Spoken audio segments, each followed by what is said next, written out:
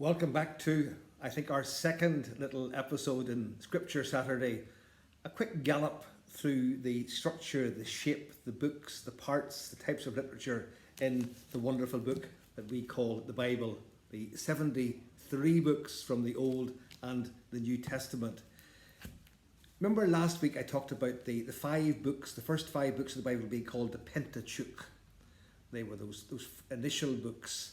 And that in the first 11 chapters that we talked about last week, it really was sort of laying the ground with Adam and Eve, the dignity of the human person, your dignity made in God's image and likeness, and the reality of the stupid things that human beings can do and seem to keep doing down through the centuries. But now, having got to the stage where we recognise our dignity and how fallen we had become, now in some ways the historical bit starts. God intervenes in history in this love story that ultimately will bring us to the reconciliation of all things in Jesus and the end of the Bible, the book of Revelations or the book of the Apocalypse. Remember last Sunday, do you?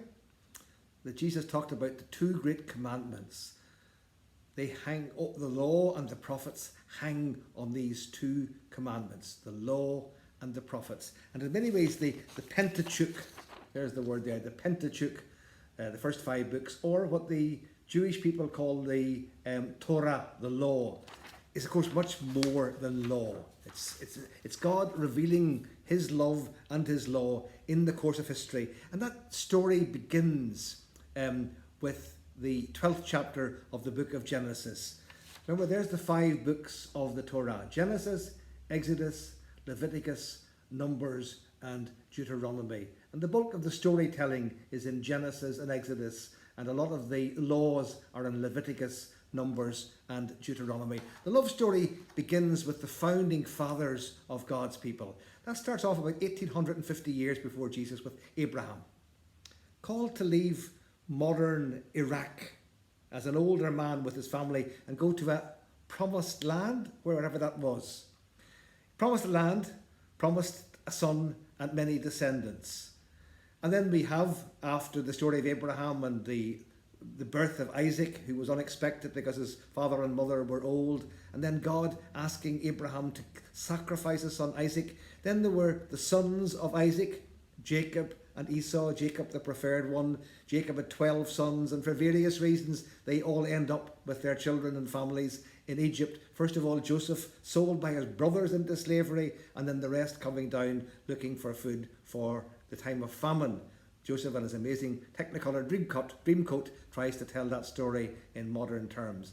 And then after about 400 years, according to that, with no stories whatever in Egypt, we have this sense that they are slaves and another great character. After Abraham, Isaac, Jacob, we now have Moses, who's called to lead his people on their journey out of their exodus from Egypt, heading back to this land that had been promised 600 years before to Abraham and his descendants. And during that journey in the desert, they are formed as a people and are taught the law. And that's where we get all of these other books of the Bible: Numbers, Leviticus, and Deuteronomy. So there are some themes that run through this conviction that the Jews had about who they were.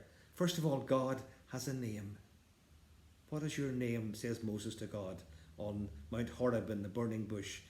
I am who I am, Yahweh, a God who cares for his people and has heard his people cry.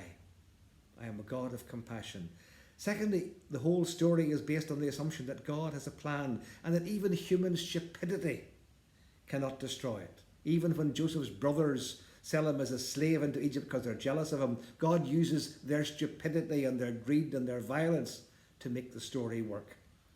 And then we have individuals who are called by name to do apparently impossible things. Abraham leave his home, believe he would have a son, then be prepared to sacrifice that son. We have Moses, who's a murderer, who's half-breed. He's sort of a Jew but raised as an Egyptian. He had to lead his people out of Egypt into the desert and to the promised land. So perhaps can I suggest that in the course of the next week, not to read all the books unless you have a lot of time, but read about those characters. Read about the characters. Abraham, Isaac, Jacob, and Moses. Remember that you too are called by name to do great things, and that very often, like them, you doubt your call. And then next time, the love story continues after the arrival of God's chosen people in the promised land. God bless you as you journey this week.